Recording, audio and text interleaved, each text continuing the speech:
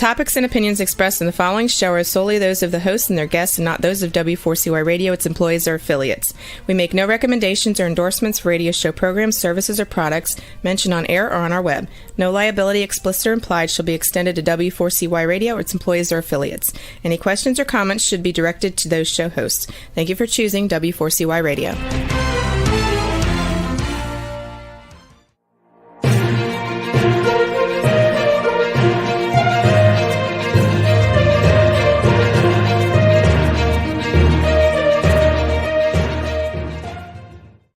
Well, good afternoon. Bill Martinez here. Great to have you with us, sharing a part of your day. We're going to be talking about the fall of the FBI. Think about it. How has this once great agency become such a threat to our democracy? During the past few years, FBI insider Thomas Baker became concerned with the abuses being reported about the FBI. He notes the abuse was caused by a change in culture and poor leadership. In his new book, The Fall of the FBI, he attempts to answer the questions that we're asking. First, what went wrong with the FBI? This book tells of the adventure, injustices, and ultimate dysfunction of the agency, including possible solutions. Tom Baker joins us now. Tom, welcome to the show. Good to have you with us. Glad to be with you, Bill. Well, here you are as an FBI insider, and you're seeing what's happening to something that you were once proud of. Tell our viewers a bit of your background and how we got to where we are today.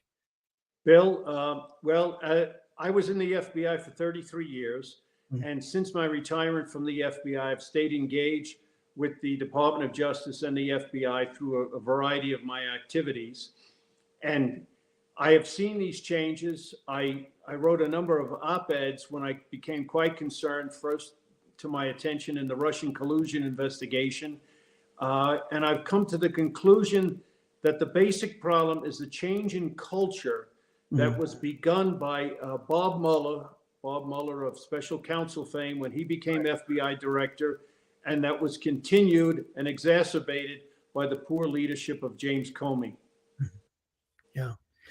Yeah, I guess that was the root of it. But even for Mueller to have such an impact, there had to be a predicate before that, Tom. I mean, what started to loosen things up to where Mueller believed that what he was doing was just and right on behalf of the country? Was it just elitism that crept into the institution that warped his understanding and compromised his mission?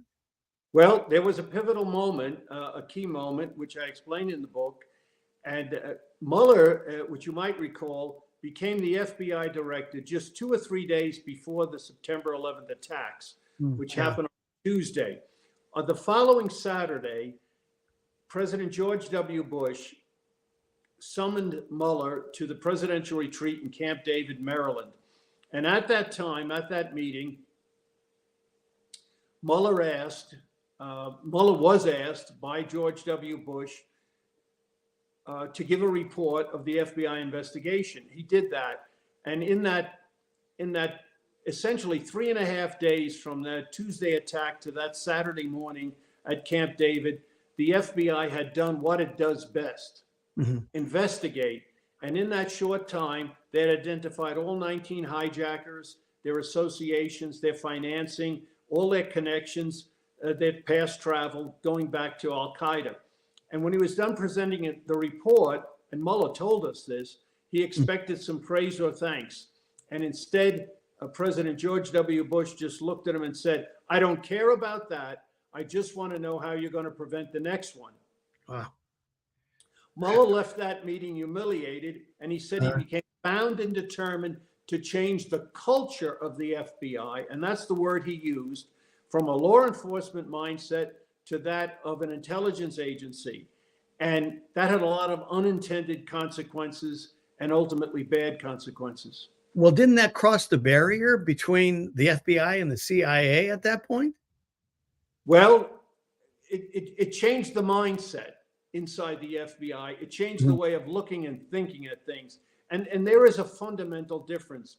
In a law enforcement agency, you exist every day consciously or unconsciously, when the time comes when you're going to have to stand up in court before a judge, before a jury, before a magistrate, and raise your right hand and swear to tell the truth, the whole truth, and nothing but the truth, so help you God, to a set of facts.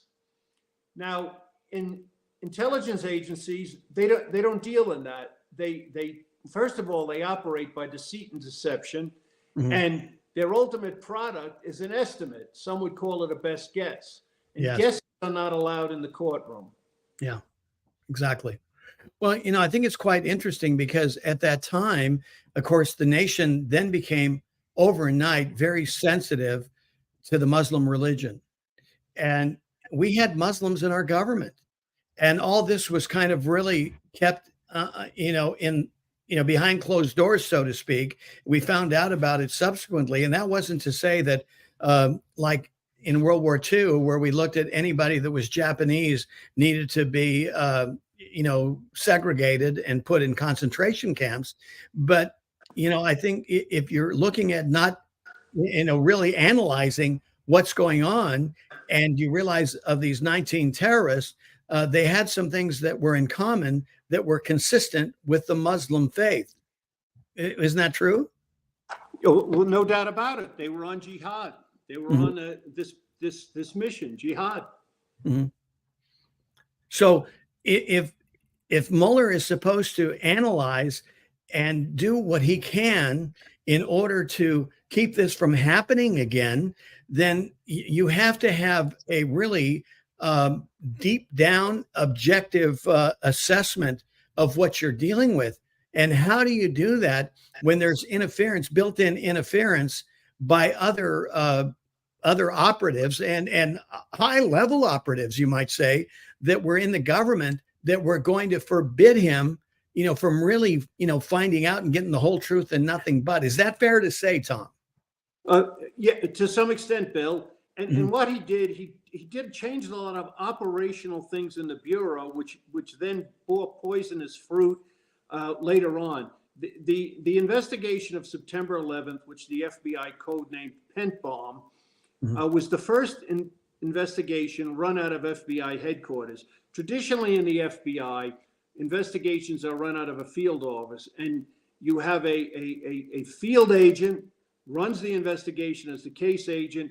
He's closely supervised by his field supervisor, and over and above them is the special agent in charge of that field office. Only later does review come involved from FBI headquarters in Washington. What Mueller insisted on doing, and there was a lot of pushback. A lot of the FBI executives at that time told him it was not the way to do things, but nonetheless, he persisted. So independent layers of review and judgment were eliminated, and everything was held back in headquarters. That was Pent Bomb. That continued. James Comey did that again with the investigation of the Hillary Clinton email and then the Russian collusion investigation, FBI codename Crossfire Hurricane. Exactly. So you eliminated all this review and independent judgment from field agents. And what you had, the situation, for example, in Crossfire Hurricane, you had Strzok, Peter Strzok, who was a deputy assistant director, making the decision to open the case, drafting the communication that opened the case, signing it and approving it, and then he himself traveling the next day, Monday morning, to London, England, to conduct the first interview in that investigation. No oversight, no independent judgment. It was bound to end poorly. Right. Well, and especially when you start with somebody who had a fixed end to begin with, right? I mean, it was clear based on testimony that he had no affinity and positive consideration for one Donald Trump. Donald Trump being elected president really tore his guts from the inside out. He had such an animus toward the president. So, his filter was already well established, and there was a clear loss of objectivity. Is that fair to say? That is exactly correct. I explained that in some detail in the book. And now, only a month ago, John Durham, special counsel, in his report on the origins of the investigation, confirmed, validated that there was no no probable cause, no predicate information, no justification for opening that investigation whatsoever. It's absolutely shocking. And what's also shocking and disappointing is that the Durham report has not gotten the attention, widespread attention that it deserves, because it shows there was just no reason to open that investigation whatsoever. Yeah. We're talking with Tom Baker, his new book, The Fall of the FBI.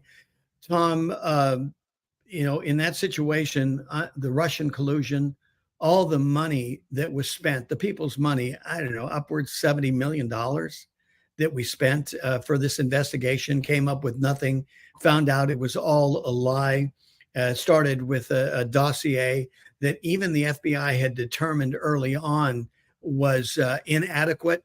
It lacked credibility. But again, because of the determined nature of Strzok and others within the FBI, they really lost track of their mission and just became untethered and just emotionally ran with this. I mean, in breaking the law, in presenting to the courts false testimony in order to get a FISA. I mean, this is just, it's no wonder right now that Congress is looking to clip the wings of the FBI and their use of this FISA documentation, or a FISA tool. Well, Bill, you mentioned the tremendous expense, but and that's accurate, but far, far more important and far more grievous, I think, is the threat to our liberty, to the liberty of Americans, to our constitutional rights. Donald Trump, like him, love him or hate him, his rights were violated, but so were the rights of dozens of other Americans in that initial investigation. Carter Page, you mentioned FISA, was subject to a FISA warrant. We now know, based on no justification, the justification that was used, that was presented to the FISA court, was that Steele dossier, which now we know, and it's been confirmed again in the Durham report, was virtually a total fabrication. Exactly. And yet that was relied on. And an American citizen was spied on for a year with 4 different separate FISA warrants, this fellow Carter Page. No matter what you think of him, no matter what you think of any other American, no American should be subject to that. It's a gross violation of our country, military. He needed to be respected. I mean, for his service to the country. And this is what they did, because unfortunately, I mean, forget about his service to the country. He was just on the wrong side. If it was a Democrat, it'd have been fine, but he was a Republican. So whether it was, Carter Page or Papadopoulos, what they did to General Flynn as well. I mean, and the thing is, the other consequences, how the dominoes fell and the impact it had on the body politic, Tom. I mean, even to this day, after all, I mean, you and I are talking the truth. We've got the evidence and we're laying this out. There's still too many Americans that want to believe that there was some veracity to this whole thing. Well, that's the shame. And that's a phenomenon that happens in human behavior and human relations. A story gets out there, what turns out to be a false story. It gets out there, it gets spread, it gets repeated. And then for many, many people, it's the accepted truth. When we now know, when you look closely at it, there was no deliberate, conscious collusion between Trump or his campaign with the Russians. In fact, we now know, when anyone cares to look at it, that the Russians, their operations on social media were designed to discredit Hillary Clinton, because they believed, as did all U.S. pundits at that time, that Hillary Clinton was the presumptive winner, would be the next president, and they just wanted to besmirch her, the incoming U.S. president. Well, there was no doubt that they didn't like her. I mean, especially when she comes to them with a reset button. Remember that Staples reset button? We're going to do the reset button, and misspelling and everything. And they saw Hillary Clinton for who she was. I mean, they all know, crooks know crooks. They know that she was taking money. She had a side hustle going on all under the guise of the Clinton Foundation. They knew about Biden, and they already had measured him because he had been compromised. So they weren't fooling anybody. And in some regards, I got to say this, Tom, I was surprised that the Russians would be antithetical to Hillary because they pretty much owned her. It's like, if anything, I would have thought, just based on the history and circumstances, they would have supported a Hillary Clinton presidency because of how they toyed with her when she was a Secretary of State under Barack Obama. Well, they wanted and the term Papadopoulos used, they wanted the dirt out there on her. And because they were absolutely convinced, and you go back and read, not you, but anybody goes back and reads the papers, the journals at that time, everybody thought that she would win. Trump was surprised when he won. So they just wanted to weaken and discredit the incoming U.S. president. And significantly, something else that's overlooked,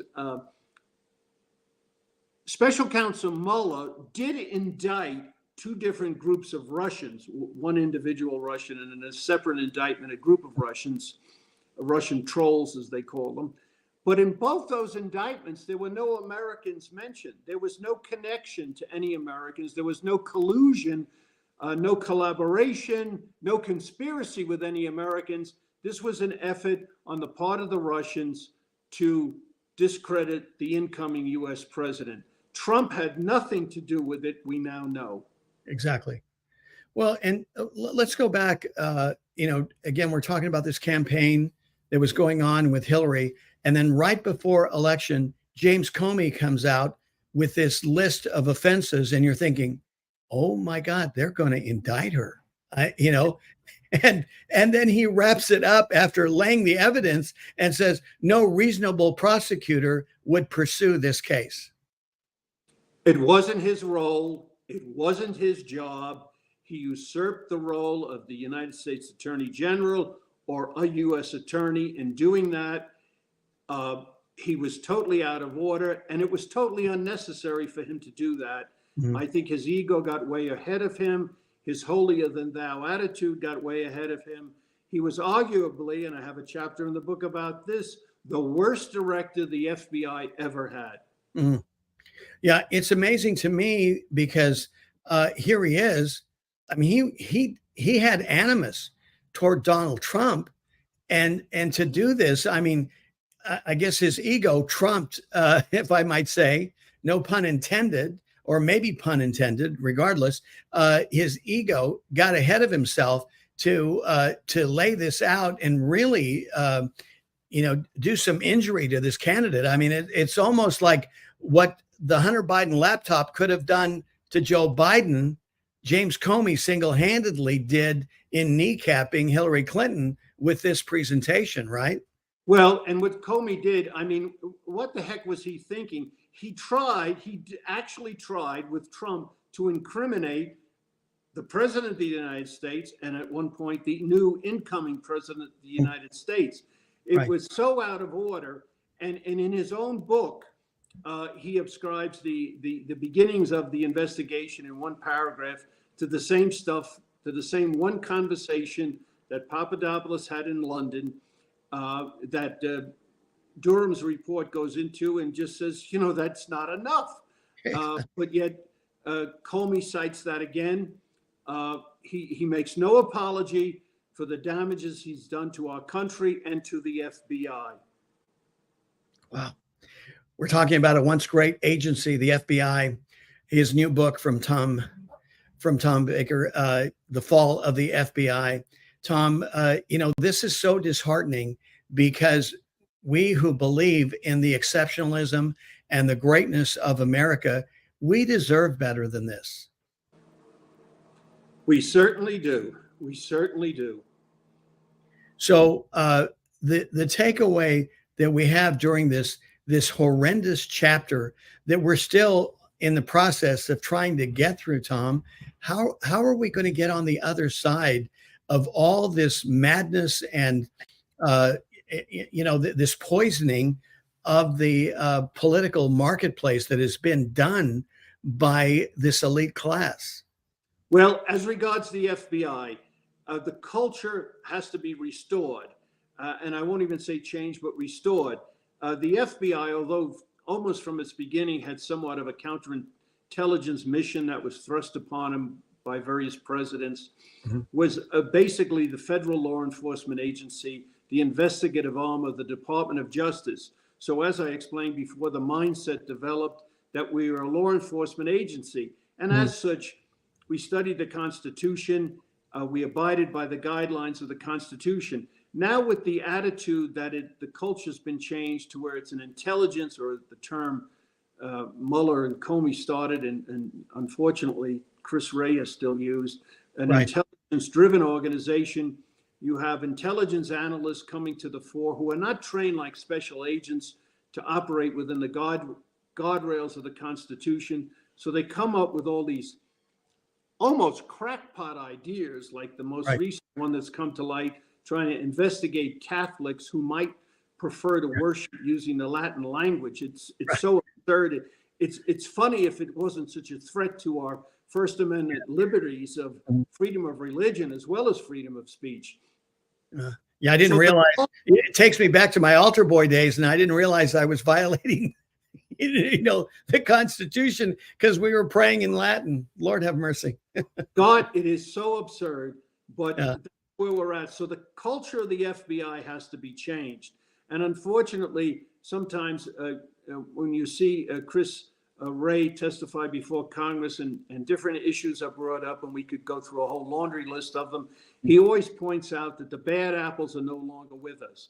Strzok, McCabe, Comey, the malefactors of the Russian collusion fiasco, they're dismissed, and two agents who were at fault in the investigation of the gymnast, they're no longer with us.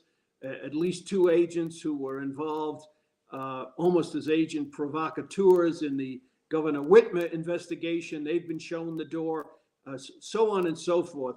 But he never gets to the point acknowledging that it's a cultural problem. It's not just a few bad apples. So the FBI and the DOJ have to reform themselves. But there are other things that Congress can do too, as well. Tom, before we get to that though, let's stay with Christopher Wray for a moment, because this is a communications issue. He needs to be proactive in saying, look, this is the problem. And he doesn't need to wait, because when he waits to come to the Hill and answer, it's too late. He needs to speak to the American people if he's the one to do it. I'm not convinced that he is.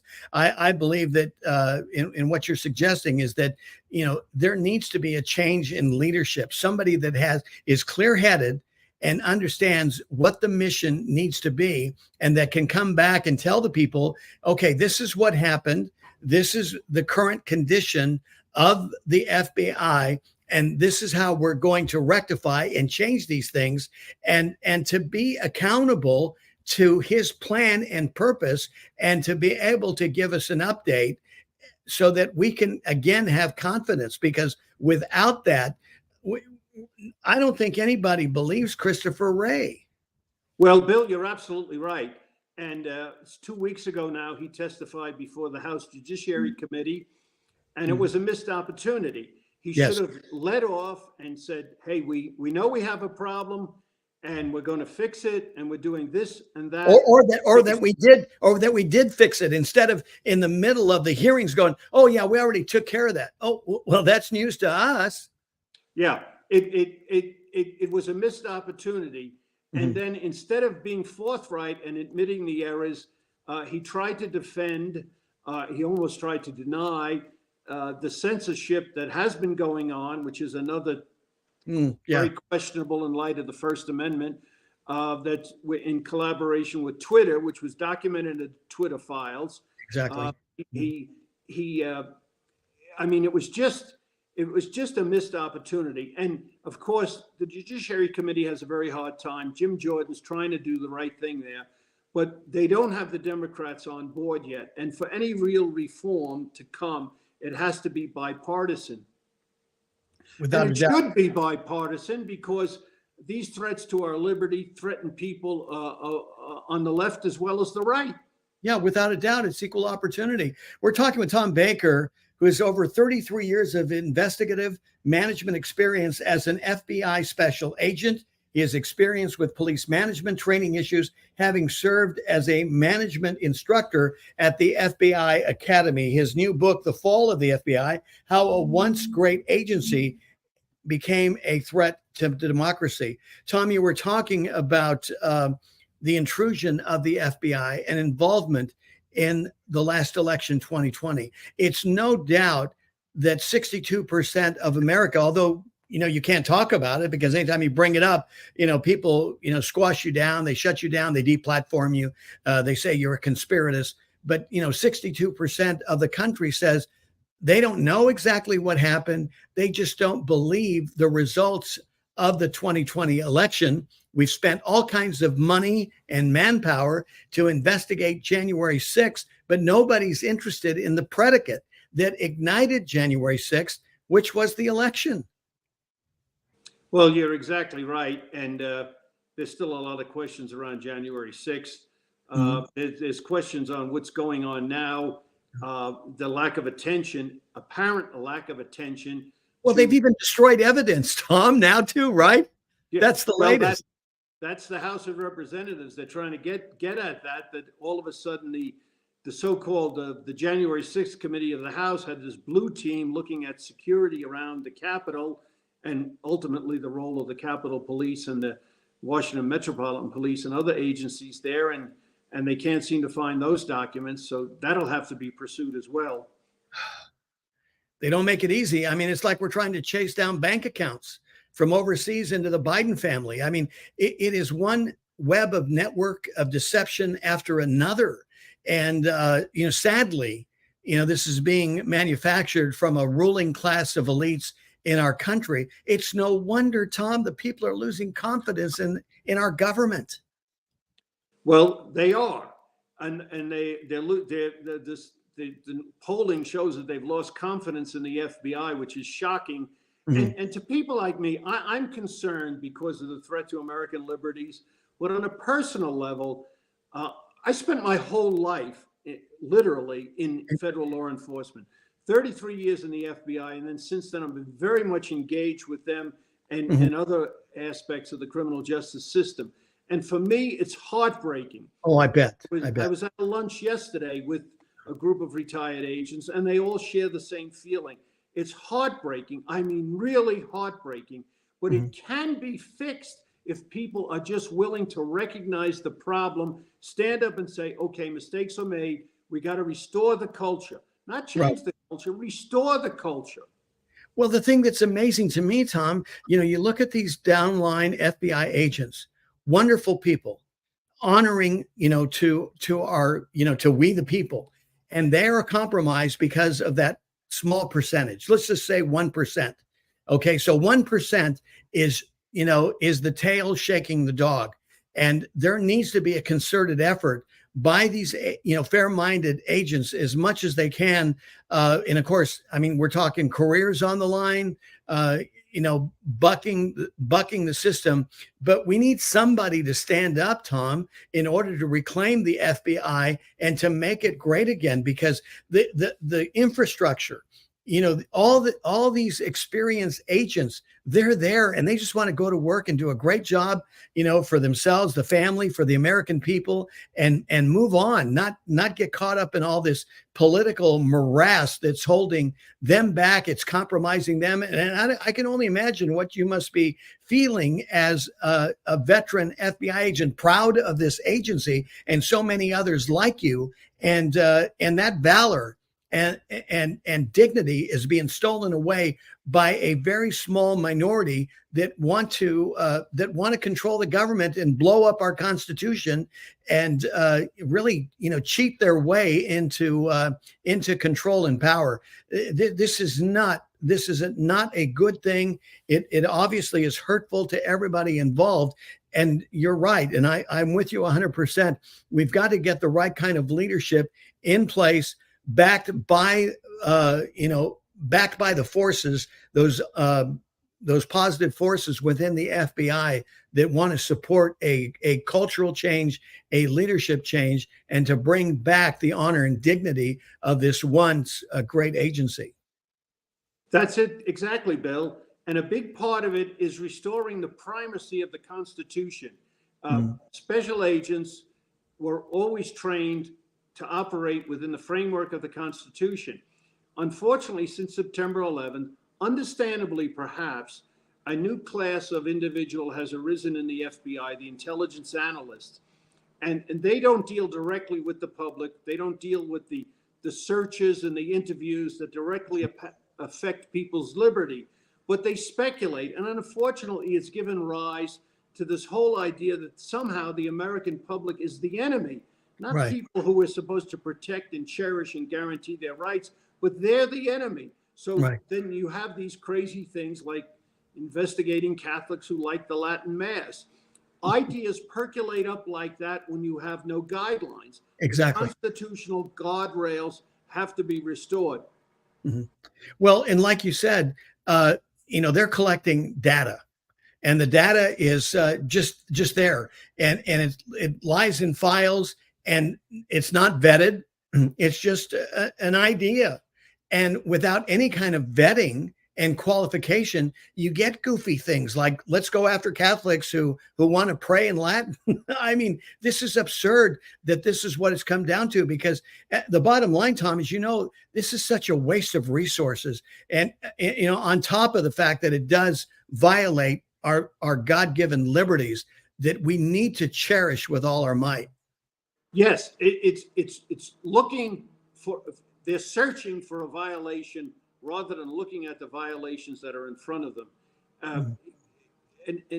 I mean, I sound like a broken record, but restoring within the FBI, restoring the primacy of the Constitution is key. And of course, Absolutely. the special agents have always been trained in that. If I can just say this, when I have a great recollection, and I've gone over this with other people and recent retirees from the FBI, is in our classroom training as new agents, most of the time was spent on studying the Constitution, particularly the Bill of Rights, that is the first 10 amendments. Right. And we had instructors who told us that we should not look at the 4th, 5th, and 6th Amendments to the Constitution as obstacles we had to overcome. We should embrace those amendments. And we were given back then a pocket-sized copy of the Constitution to keep in our breast pocket and have it with us. And one of our instructors told us, if you have the Constitution with you, when you're sitting down and interviewing a citizen, when you're searching somebody's home, if you have the Constitution in your pocket, you won't go astray. You won't make mistakes. You won't cross over that line. And a lot of us did that. Now, it sounds corny to some people, but that's what you have to get back to. Tom, look what airline pilots do before they get on the plane. It's all first principles. They got to go back, make sure everything's to standard, right? They're checking, they're checking every instrument. They're checking every aspect of that plane so that they don't get an oops. So, this is the thing. We've gotten so casual and just assuming that everybody knows about the Constitution, but we have to be reminded. I mean, I find it quite amazing that the Bible itself, God tells us in his word, I think for every day of the year, for, some form or fashion to remember, don't forget, so for every day of the year in his word, we're reminded to remember and not forget. It's human nature to forget. And that's wisdom from somebody that by experience realized that having a Constitution and the reference in front of you is key to your job. And this will serve as as those bumper guards and guidelines so that you don't get yourself, hooked up, right? Yes. And in the past, we had great directors like Louis Freeh and Judge William Webster, who constantly reminded us about the Constitution, the Bill of Rights, the First Amendment, and questioned operations or undertakings that were being proposed. How did that fit within these constitutional guidelines? But now we have, and this is well documented in the Twitter files and other information that's come to light, some of it thanks to Jim Jordan's committee, that Right. we And have Elon Musk agents, too. We got to thank Elon Musk. yes, Yeah. we have agents and analysts participating in monitoring and censoring the speech of Americans on Twitter. That is a definite crossing of a line, and that should have never come about. A former director, William Webster, he had a saying he repeated to us all the time. And I worked directly for him in FBI headquarters for a while, and we always heard this when issues came up. We must do the job that we must do the work that the American people expect of us, but in the way the Constitution demands of us. Exactly. And if that mantra were repeated, you would never have a task force of agents feeding Twitter the identity of U.S. citizens whose speech should be taken down. That's just over the line. Yeah. You wouldn't have people proposing anything that would infringe on any religious group in America. That's just over the line. And that's what has to be restored. That is, you're exactly right, Tom. That is the current condition, the state of the union of the FBI and its relationship with the American people.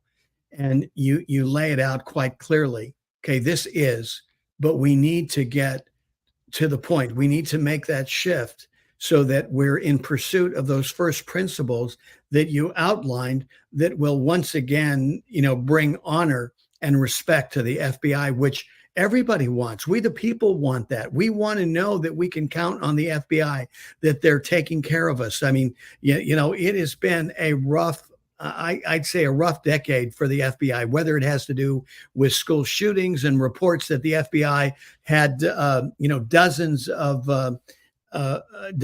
bits of information and warnings about a school shooter, chose to ignore it. And then we have carnage happening on a high school campus.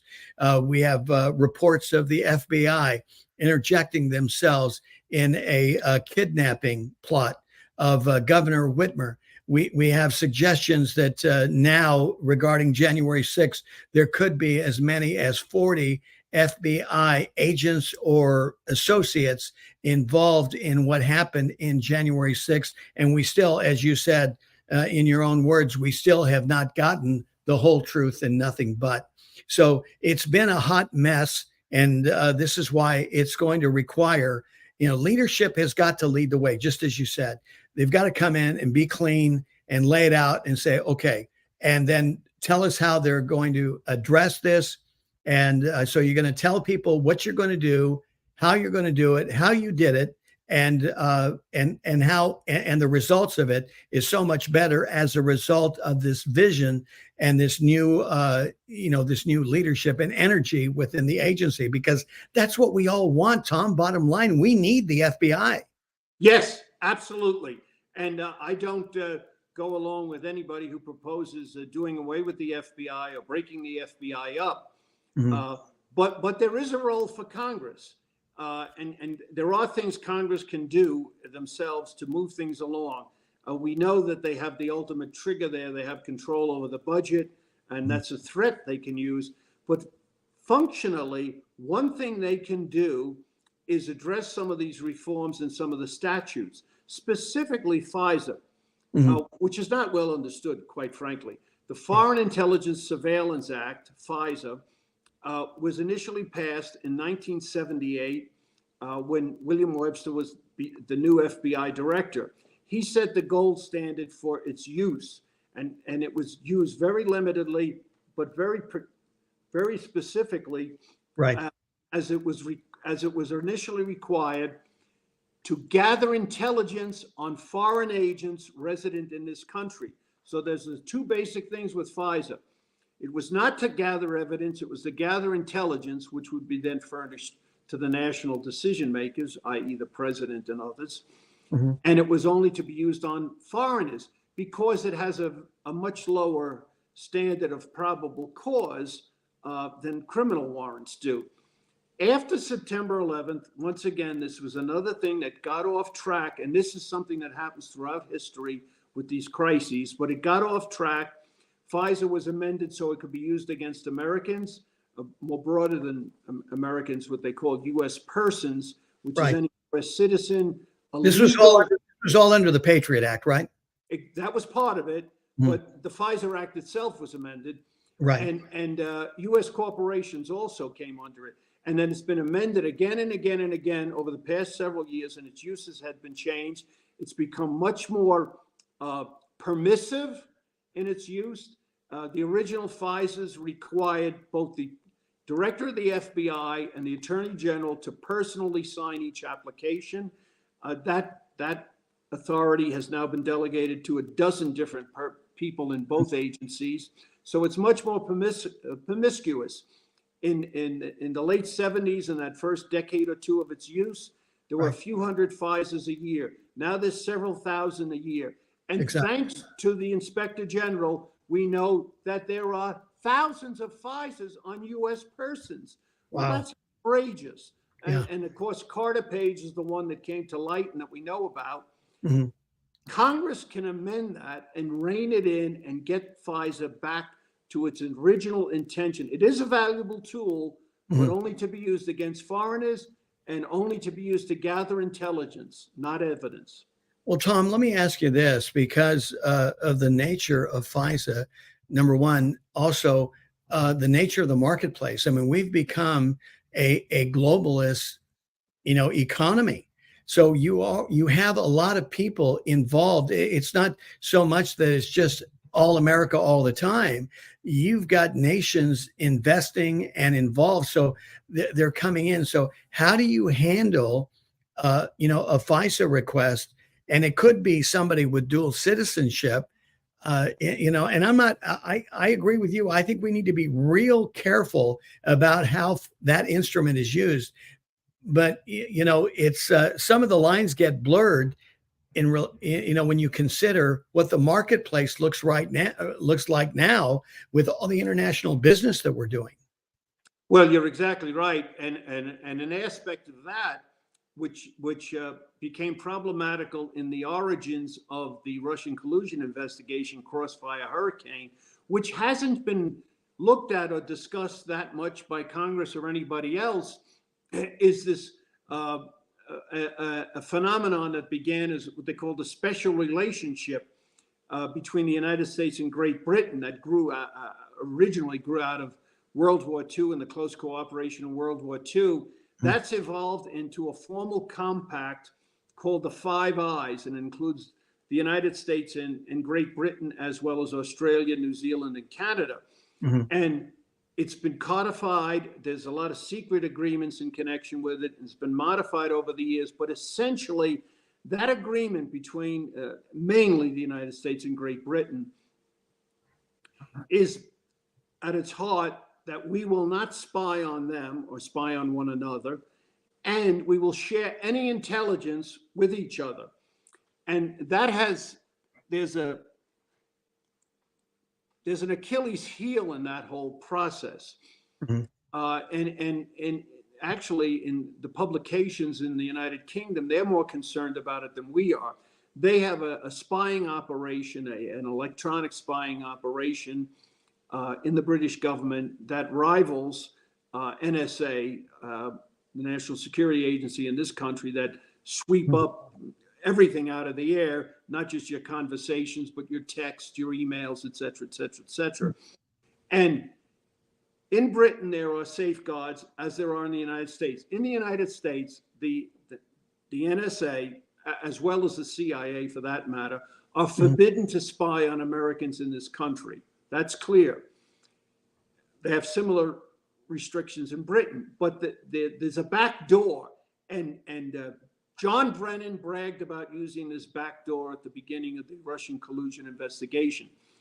If the Brits pick up information out of the air on American citizens, they can furnish it to the United States, to the NSA, the CIA, the FBI. And if the NSA picks up information on British subjects out of the air, they can furnish it to the Brits. In that way. So technically, they're not spying on American citizens. That other guy. Yes. And so that's been the back door, and this back Right. door is still open. And that's something that Congress should address, and the treaties should be resolved. And now, nobody in America, in the press that I can find, seems to be too concerned about this. The Brits are. For instance, and I have something in my book about this, when Princess Diana was killed in Paris, Yes. shortly thereafter, there were all kinds of investigations. And shortly thereafter, thanks to a Freedom of Information Act request, the NSA in the United States admitted, they did not furnish it, but they admitted they had thousands of pages of her conversations. This is the United States government, has thousands of pages of conversations on this British princess. Well, of course, they were furnishing it through the back door to MI5 and MI6 over in the UK. The press in Britain were very outraged about that, but you didn't hear a peep in this country. Of Well, course. nobody stops and thinks. The reverse happens as well. Exactly. I'll So tell you. that's something Congress can address. Yeah, without a doubt. Tom, we've got about less than 4 minutes left here, and I want to give you a free forum opportunity regarding your book, The Fall of the FBI, How a Once Great Agency Became a Threat to Democracy, what the reader should take away and the solutions that you offer in your book. Well, let me say this, thank you, Bill, about my book. I did not want it to be all negative. I love the FBI. Anybody who reads the book knows I love the FBI. So my sub-theme in the book, or the theme of the book, is the good, the bad, and the ugly. And the good is what the FBI has done, what it can be, and I put in there some of my own adventures, that, which I think most people would find entertaining. And I was on the periphery, as I think you know, of some very historical cases. Exactly. Such as the attempted assassination of President Reagan, the crash of TWA 800, Pan Am 103. I was not the main character, but I have some knowledge of those. I brought those into the book to bring out some minor points that people might not generally know. The bad in the middle is injustice. I've seen some injustice in my career in law enforcement and my continuing work with the criminal justice system. I was very naive as a young man. I believed, justice was blind. I now know, it sounds simple to say it, but there are a few people in jail who maybe shouldn't be in jail. And there are a lot of people who should be in jail who aren't, Right. to simplify it. And then the ugly, the good, the bad, and the ugly is what has come to light in the last half dozen years, beginning with the Russian collusion investigation and Comey and Mueller's changing of the culture of the FBI to the detriment of American civil liberties. And that's what we have to pay attention to and be on guard about. Exactly. Well, the good news is, Tom, we did it before. We can do it again, right? Yes. And whenever there's a crisis, these mistakes are made. What the overreaction after September 11 mirrors with what in World War II, President FDR, he decided to intern Japanese citizens. Yes, we all know that was an error. That was a violation. And another great president, Abraham Lincoln, perhaps one of our greatest presidents, he suspended the writ of habeas corpus. I think looking back on it now, we all know that was wrong, but he was in a crisis and he overreacted. And I think we overreacted with some of these amendments after the September 11th attack, and we have to correct it so it no longer is used as a tool to violate Americans' rights. But it goes back to what you said earlier, which is so key to this. If we're glued to the Constitution and our Bill of Rights, this will help keep us on course, will it not? Yes, that needs to be the guideline. That needs to be restored in the FBI and the Department of Justice. That needs to be restored to primacy. Everything has to be looked at and corrected through that filter. The words of Judge Webster when he was FBI director still apply. We must do the work the American people expect of us, but in the way the Constitution demands of us. Oh, perfectly said. Tom Baker has had over 33 years of investigative and management experience as an FBI special agent. He has experience with police management training issues, having served as a management instructor at the FBI Academy, the author of The Fall of the FBI, How a Once Great Agency Became a Threat to Democracy. Tom, I cannot thank you enough. Appreciate you, and thank you for reminding us that we have a lot of gold in them thar hills in the infrastructure of the FBI, that it is redeemable in a change of culture and a change of leadership to get the FBI back on track. Thanks again for being with us. Appreciate you. For all the good you do. Well, our thanks to Tom Baker for being with us today. For more information and to be a part of this mighty Martinez movement to return to God and to save our country, go to BillMartinezShow.com. May God bless you and keep you, make his face shine upon you, and may his peace fall upon you as well. Go and be blessed beyond your imagination. Take care.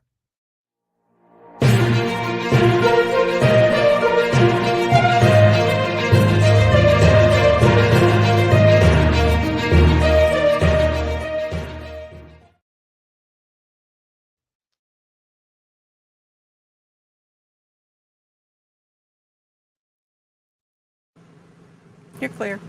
You made it work, huh?